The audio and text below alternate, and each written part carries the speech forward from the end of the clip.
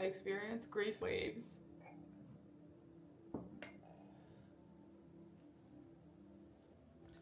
And now I feel it coming up. I give myself permission to cry. I give myself permission to feel.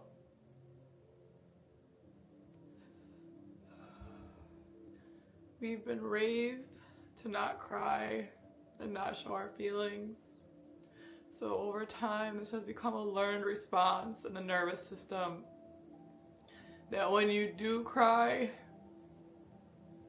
because your emotional capacity, your nervous system is under the impression that you are in danger because you are wired it to believe it shouldn't be crying. So when you do cry, your nervous system feels like it's being disobeyed. So it is important to do some prerequisite work with your body and your emotions to give yourself permission to cry and to rewire and reprogram your subconscious. I'm just going through waves of grief.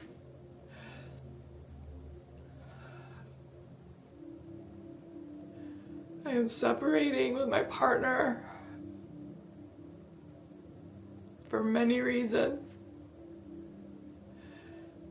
And my old programming doesn't want to break up with him. But my higher self knows that it is time, and I've been dancing with this forever.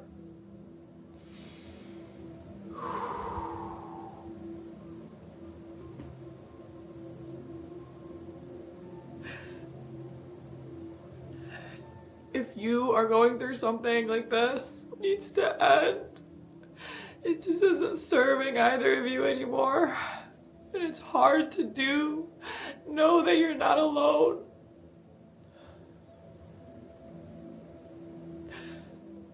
There are literally millions of us going through this right now. And we don't have the resources or tools to self-regulate our mind and body through this tough experience.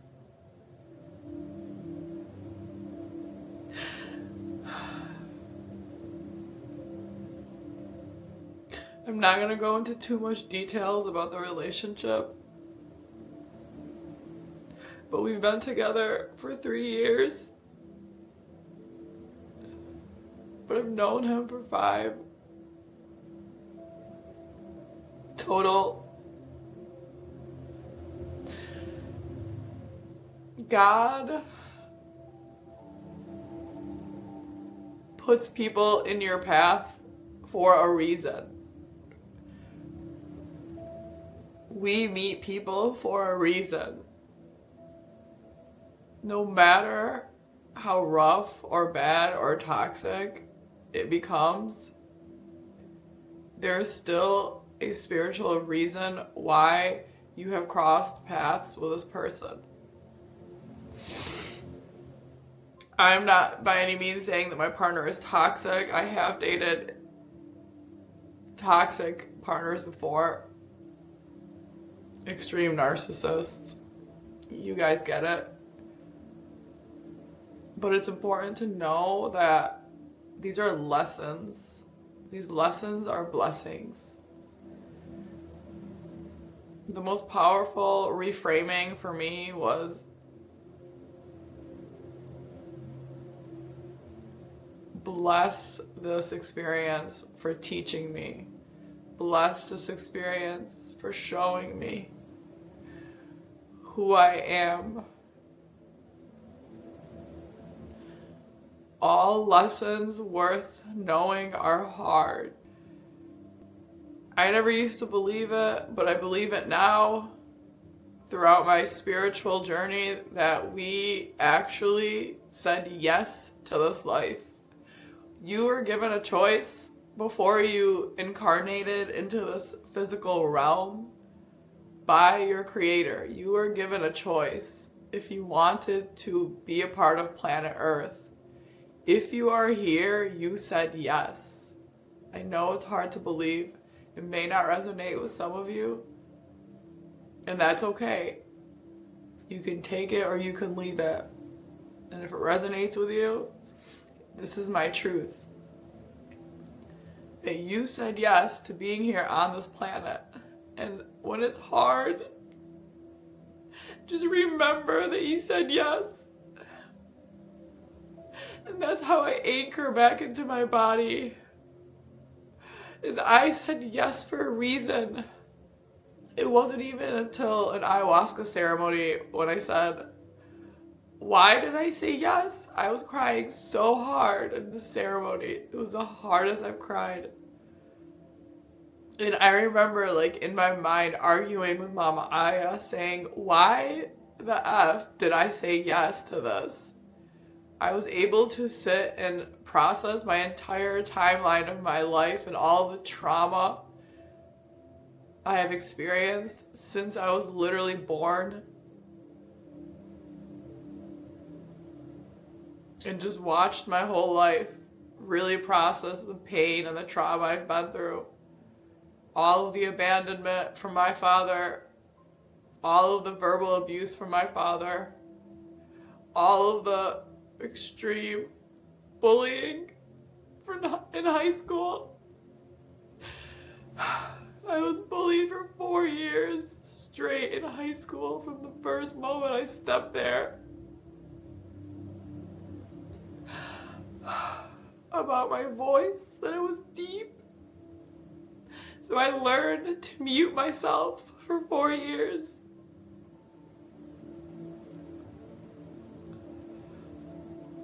Literally, this girl would bully me so aggressively. She would scream across the hallway whenever I was walking and would yell my name for the entire hallway to hear, when literally no one even knew who I was. Like the first day of high school, when you get there and you don't know anyone and everyone is excited, she said that the first day of my first day of school and screamed my name and was like, what are you doing in this school? You sound like a man. And just mocked me in the most aggressive, traumatizing way. Like, I'm not even gonna make the sounds she made. Literally like how seals, like the sound seals make. She just started mocking my voice. She knew me from before. Like, we went to like family gatherings. Like my dad knows her dad. She's just a bully that always hated me. Literally mocked me. And I had her in every class. Oh my God.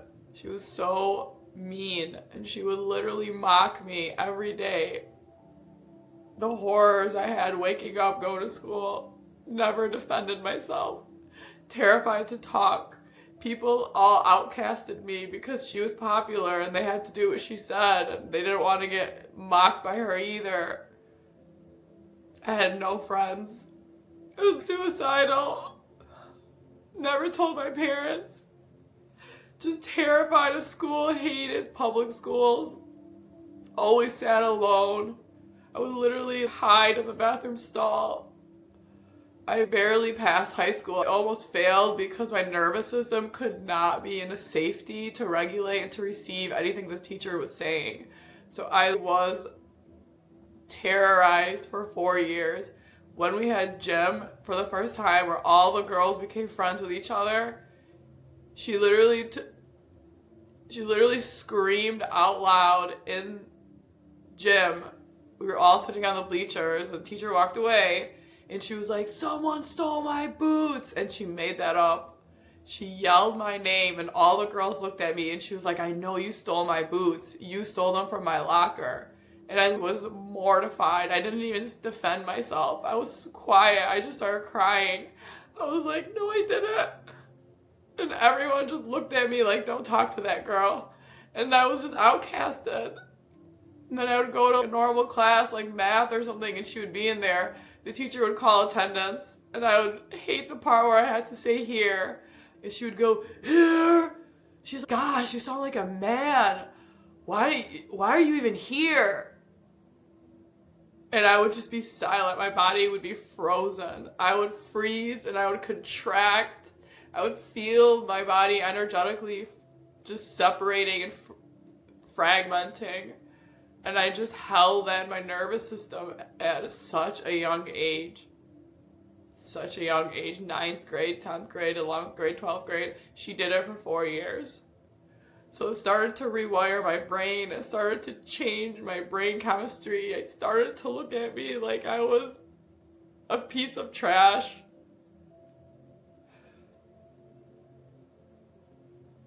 I could go on and on how she terrorized me. No one ever defended me. No one ever said anything.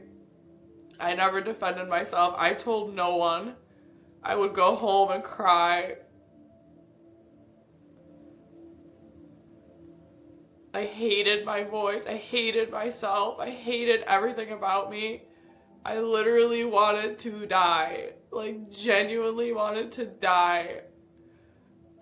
During ayahuasca, I was like, why did I say yes to this life? And I feel like I never sat with that pain for so many years.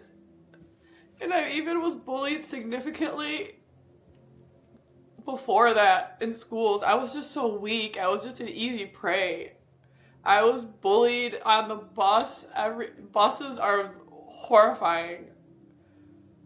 I was bullied by girls left and right. I was bullied by so many people. I was bullied by another group of girls every time in the locker rooms. I would not say a word and they would bully me. I would say nothing. I hated my life. I hated everything about my life. I hated it all. And then I would go home and my father would verbally abuse me. I was raised Muslim and I had to wear a scarf very young at 9 years old, a hijab. So I hated how I looked. I hated how I felt. I never felt pretty.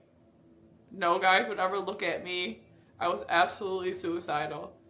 I would go home and my dad would verbally abuse me that my shirt wasn't long enough and my clothes weren't like baggy enough. And my dad was crazy at the time. He grew out of it. Like, we're okay now, but he comes from trauma too. Like, he has severe ancestral trauma. And through ayahuasca, I was able to realize that it's okay. My father hurt people, and that's okay. And I've learned to forgive my father over the years, and I can share that in another video, how to forgive. But my father would abuse me when I would come home. My father literally betrayed me at such a young age. I was obsessed with my father when I was a little girl. And I never wore the hijab, which is the Muslim scarf around your head, if you're not familiar. You're supposed to wear it at 9. I remember at 8 years old, we went to his friend's house and the little girl had already put hers on. And he bought this big giant toy, like a Barbie thing. And he gave it to her in front of me. He was like, see, she wears a scarf, so she gets gifts. I remember how that made me feel in my body at 8 years old. Just betrayal, abandonment, jealousy. You know, as a little girl, like your dad rewarding another girl. I didn't have the resources to defend myself or say anything. I never acted out. So I told my parents later on in that week or month, I was like, I'm gonna put the scarf on. They were like, yay, good for you. And I was like, maybe now my dad will give me more attention. And I went, and it was in 4th grade when I walked in wearing it. And the first day that I wore it, I felt my heart drop. I was like, what the hell is on my head? Everyone's staring at me. I feel so weird now. I feel like a minority. And I hated it in 4th grade. 5th grade, 6th grade, 7th grade, 8th grade. I was bullied. I couldn't defend myself. I couldn't be cool or talk to kids. I just outcasted myself. So I had already been that way before high school. And I would go home and my dad would scream and say, your clothes are just not long enough. So I had already been verbally abused by my father. And then I enter high school and that happens to me. And now it's forming into my brain the PTSD that I am not enough. I am worthless. I am actually a piece of garbage. Why do I exist? I should not exist. I genuinely believe that I was a defect. And I would come home after high school and my dad got worse. And he would literally scream every name in the book. He had anger problems. He was very angry. He had lots of rage. He has a lot of trauma, unhealed trauma. He was born in Iraq. There was a lot of war. His father had severe anger. So he is just reproducing the ancestral trauma. He didn't have any tools to know to break it. So my father also was a monster to me, but he was like the sweetest thing to my mother. He worshipped her. And my mom would say, don't be like that with her. I was the first girl, and he just wanted to take it out on me. Girls are weak. So I would come home from high school, and my nervous system would be to dodge my dad. And I would like literally see his car in the driveway and see that he didn't leave for work yet. So I would very quietly try to sneak to the back of the garage, and I would wait in the back of the garage literally until he would leave for work, and I never knew when he would leave. Sometimes 4, sometimes 5. And we were done getting off the bus at 2:20. I would stand behind the garage until 4 or 5, waiting for my father to leave because my nervous system was terrified of him. It was a fight or flight response, and I was in flight. It literally, my body treated him like he was a Tyrannosaurus Rex. I was quiet, I was scared, I would cry. I would get bullied on the way home from school on the bus. I would get home, and there are times where I thought he wasn't home, and I would walk in, and I guess his car was parked in the front. I missed it. And he would snap the second I walk in, and I would just run to my room, and he would just start screaming. He was just programmed to start screaming for no reason now. And then also throughout high school, if you didn't expect straight A's, you were shit to him. He never physically touched me, but he would smash things loud so I could hear it to threaten that I'm gonna hit you, but he never hit me. That a lot. So the sound of things being broken. So I don't know what was more terrifying, high school or home. I was bullied at home, I was bullied at high school, I was bullied on the bus. So if you've ever experienced a trauma like this, it is valid and real that your brain, when it experiences PTSD to this level, starts to change. Your amygdala starts to change, your fear centers. Your brain starts to change, and you start to be different. You start to have a low value concept of your own self.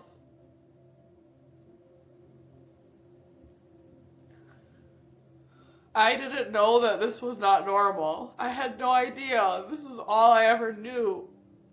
I have sat through 11 ayahuasca ceremonies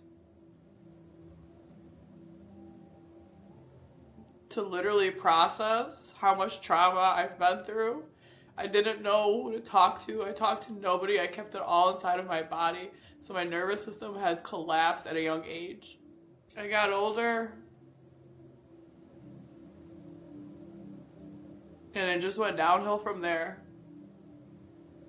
If you grew up in a household where you never felt safe, never was given love, you will take these limiting beliefs and childhood wounds into your teenage life and adult life, and they will be reflected by your behaviors and actions. This is how you develop addictions. Anyone that is an addict has trauma that you are unaware of that is crippling. So have compassion for people. Have compassion for people that are addicted to anything.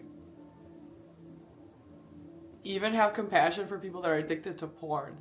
That is just another form of addiction that gives a synthetic dopamine high that feels better than the pain that they're experiencing. And this pain, when you go through severe addiction and you're seeking out energy, this is called seeking heart energy. Your heart is in so much pain, it is seeking out energy that feels better and more high than the pain that you're experiencing. So you are just seeking heart energy at this point, and you find them through addictions. My father has called me stupid more times than I've heard people call my name because I was failing high school, because I could not focus because of my 911 of being bullied by that girl. This is how I turned into alcohol. I could not be sober because of the way life felt all these unaddressed traumas in my body had collected over time, and it was crippling. I never got into anything harder than alcohol. I did do party drugs, like acid, Molly, like a little bit of ketamine, but my favorite was alcohol. I would drink. I was a high functioning alcoholic. I bartended for about almost 8 years. I was a badass bartender. I was very fast. I studied craft beer. I loved craft beer. I loved wine. I studied wine. I studied the geography of all the countries, the terroir, the notes, the flavors, all of it. I could tell you a wine by looking at it. I could smell a wine and tell you the notes. I could taste a beer blindfolded and tell you what kind of yeast strain was in it. So I was very like scientifically nerdy about craft beer and wine. So it became my passion, and I bartended, and I was a great bartender. But I was also a functioning alcoholic. I noticed I would just drink every day. I wasn't waking up and drinking. I was a workaholic. I was working 14-hour shifts bartending. I remember one time I started taking classes to be a medical assistant when I was younger, like after high school. I was like, I don't even know what to do. And I met my advisor, Ryan. I remember sitting in the office, and he was like asking me a question about my scarf. And then I was like, yeah, I fucking hate it. He's like, whoa, you don't like wearing that? And I was like, no, I hate it. I absolutely hate it. And I was 19.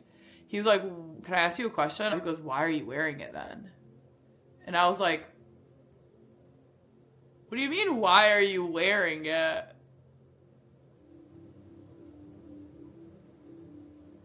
Because I have to? And he's like,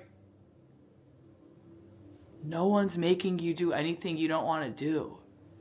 And I was like, what? What do you mean? No, I like have to. And he's like, no, you don't. Who's making you? I was like, my dad. And he was like, what if you just took it off? And I was like, that just blew my mind. Literally, that just exploded my prefrontal cortex. I was like, wait a minute, why am I wearing it? Hold on, there's an option? Whoa, there is no gun to my head. And then my brain just went off. And I was like, what are you saying? And he was like, you don't have to wear something you don't want to wear. Do you not enjoy it? And I was like, no, I hate it. I literally hate it. I literally want to die. And he was like, that's not healthy. I was like, is there an option? And he was like, you should not be doing something you don't want to do if it feels like that. And he's like, what's going to happen if you just come in tomorrow and you don't wear it? And I was like, oh, whoa. And then my mind, and I was like, wow, if I didn't wear my hair that I just sit in the mirror and I just romanticize how beautiful it is, I would be pretty. I would be, oh my God. And I just went off, and I was like, what do you mean? I have an option? And that screwed me up. So long story short, I was like, okay, so what about my dad? And he was like, so what? I was like, well, he's going to be so mad. He's crazy. My dad doesn't talk to me. I live at home and he hates me and we ignore each other. And I'm just a failure to him and I'm stupid because I don't get 4.0s. And we just came up with this plan where I was just not going to wear it the next day. I just had no one guiding me in any other path. Like my brain, I was such an open portal that when he said that, I looked up to him. Let's do it. I don't know. This is crazy. Like talking about this is healing me. So I'm 19 years old now. I woke up the next day and I just knocked on my parents' bedroom and they were in bed sleeping. And I was like, I'm just going to tell them. I'm not going to be a coward. And I knocked on the door and my mom was like, yeah, what do you need? I was like, I want to come in and tell you something. She's like, what? And my dad was just laying there like angry. And I was like, I have something to say. And I came in and then I was like, I just want to tell you guys something. Mom's like, okay, what? What's up? And my dad was just silent. He's stubborn. He wouldn't like respond to me. He wouldn't look at me. He wouldn't give me any attention. Literally because I existed. But real talk, it's his trauma. He's just wired to be that way. He didn't know any better. So he was obviously treated that way as a kid. And his dad was treated that way as a kid. And his dad was treated that way as a kid. So I get into ancestral healing later. And I'm not going to talk about it in this video. So I was like, I have to tell you guys something. And they were like, what? And I was like, I'm not wearing my scarf anymore. I'm taking off the hijab. I'm not wearing it anymore. And my mom's like, what? I was like, I'm letting you know that I will not be wearing it after today. I am going to leave the house right now and I'm not wearing it right now as I'm leaving. My hair is out. My dad just snapped. Get out! I can't. I honestly don't remember like what names he called me. Like he lost it. He was like, who the do you think you are? Get out of this house and never come back, you whore. It was basically like that, but in Arabic. Like as aggressive as you can think of. Lost it. And I go, okay. And I closed the door. That was it. I got in my car and I wasn't wearing it. My hair was straightened and it was so long.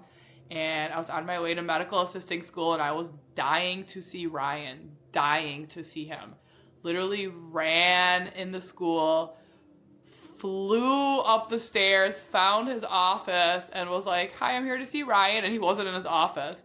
And I was like, ugh! And they were like, he'll be back in a couple hours, but I had to go to class. So I went to class, sat in class, and everybody was like, oh, she looks different. And no one said anything. Finally went back to the office after, and Ryan was there.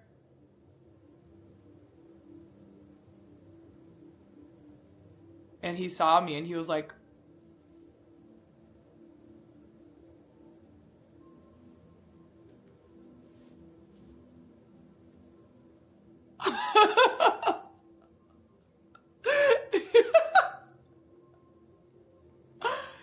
like I think I was doing it back. I was like, no, I was trying to be cool. I was like twirling my hair and he was like, no way. No way. And I was like, wait. And he was like, you did it. And I was like, I took your advice. I'm not going to let anyone control me anymore. And that was it. I don't remember what happened after that. That was it. I was 19. I wasn't allowed to leave my house. I wasn't allowed to do anything. I wasn't allowed to do stuff. But we would text and he was just so great and he was so positive and he was different. He was different from my brain. I never had someone talk to me nicely. I never heard that before. I didn't know what that felt like. So it was great to experience that. Yeah, this video is going on way too long. I hope you guys are going to watch it, but yeah. Yeah, literally all I was trying to say before I got into this rabbit hole is that you said yes to this world knowing that you were going to go through trauma and you knew what your life was going to be and you still said yes. You still said yes because you are on a mission and you have a mission on this planet of Earth. If you are here and you are experiencing a ton of trauma, it is for your rising. The grief that you feel, the deaths you've experienced, in friends and family, and the death that you experience in yourself over and over are bettering you to be stronger so you can ride out your calling. Your calling is probably going to be in the thing that you experience the most, that is your most challenging feat. My traumas were in relationships and myself, self-annihilation, self-hatred, escapism. So this is the stuff that I'm passionate about teaching. I have gone through every single volcano of pain that you could possibly think of, and I will talk about more stories later. Literally, I covered 1%. I'm not even kidding. You said yes to this world because you are here on a mission to heal or guide or lead or to do something on this planet for the betterment of the earth. That is why you're here. You're not randomly here, and you don't randomly go through trauma for no reason. You go through trauma because this is your training. It is your training to heal, because what comes out on the other side when you heal? A stronger you. You are not who you are without your trauma. You have no character. There's a little part in a book that I want to read real quick before I end this video that really resonated with me, and I think it'll resonate with a lot of you guys too. Okay. This is absolutely beautiful. It's from Secrets of Divine Love. If you've never heard of it, highly recommend it, by A.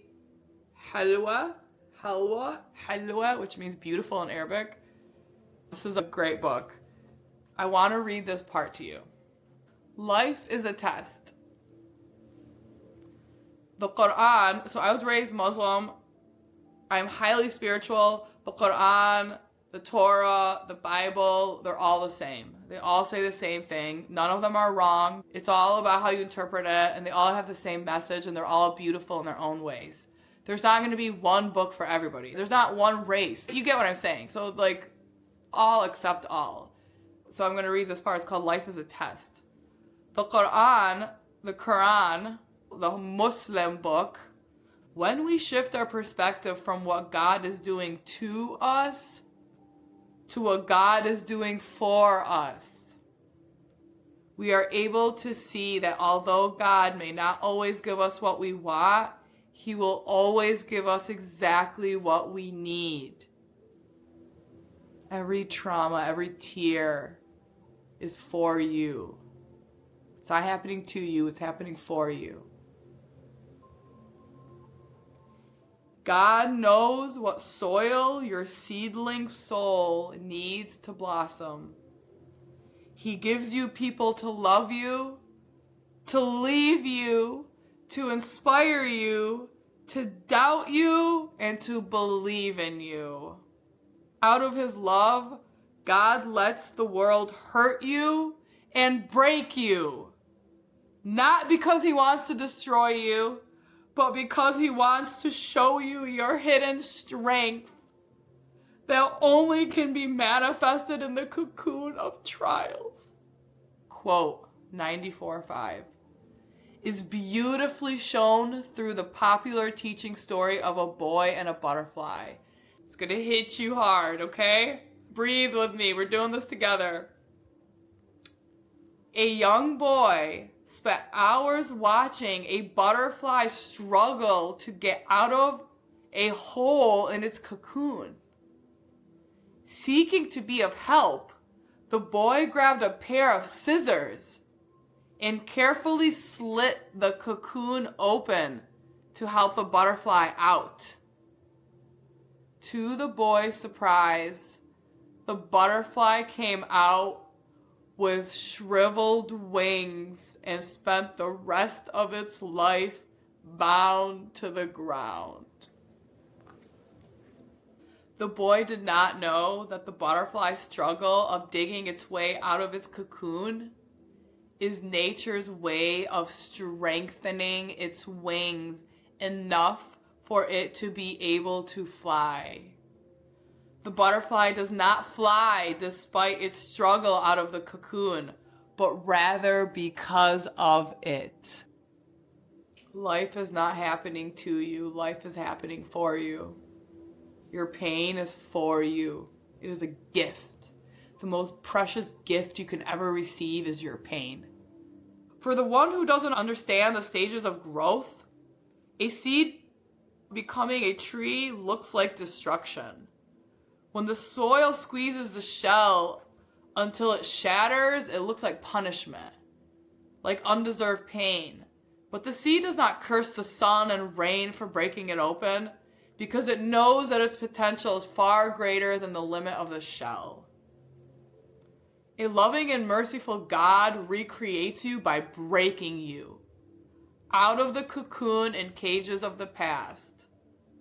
It is only with patience and prayer that we come to see that heat and pressure help to create the conditions necessary to transform dark coal into a luminous diamond. My friends, you said yes to this world. You said yes to be here because you have a mission. You have a purpose. You are here to guide, to lead, to teach, to heal, to show. You're here for a reason. All those trials and tribulations I went through in high school, my father abusing me, my escapism, was all for a reason. It was for me to break through and to wake up and to understand that I have a purpose here and I'm here to share my message and to heal and to guide and to educate that there is a way out. There is a way out, that your pain has a purpose. Your pain is here for a reason. Just like the butterfly that struggled with the cocoon. You have to struggle for your wings to be big and wide for you to fly. If we wanted our pain to be wiped out like the boy did for the cocoon by clipping the scissors, the cocoon came out bound to the ground with crippled wings for the rest of its life. You will not be who you are without your pain. Think about what you've gone through. Think about what you've been through. People can't even comprehend what you've been through. Think about the people you've lost. Think about the people that have betrayed you. Think about your parents if they've wronged you. Think about the betrayal from your partner, your ex-wife, your ex-husband. Think about the pain of losing your best friend. Think about the pain of losing your dog, your cat. Think about the school you didn't get into. Think about the marriage that failed. These are all blessings in disguise. You don't know what God knows. You're here on a mission. You're here for a reason. People need you. You are a warrior in training. Don't ever forget that. Think about every hero movie. What does a hero go through? Everything. Massive transformation after death. Die so you can live. Rise, warrior. The world needs you. I really hope this video resonated. I hope you made it to the end. I hope it gave you some strength and courage and confidence. You're not alone. I am going through a breakup. I am hurting. I am literally coming onto YouTube to talk about it because I am also a human and God is testing me. And this relationship was the best thing that ever happened to me. The learning that I've learned in this relationship from such an amazing man and human. I don't know what the future holds. I just know now it can't work and I need to be on my own. And I am on this journey of healing my heart. And I am sharing my journey step by step with all of you. Raw. Anyway, I hope this video resonated. I love you guys. It's literally going over 60 minutes now. I'm going to have to edit the crap out of this. I will do future videos about other journeys I've been through. I've skipped like the hardest like journey of my life in between like my teen years. Didn't talk about anything else after 19. I want you to drop a heart symbol if you made it to the end. Drop anything, any comments. I want to hear what you think. Okay? Love you guys. I will connect soon.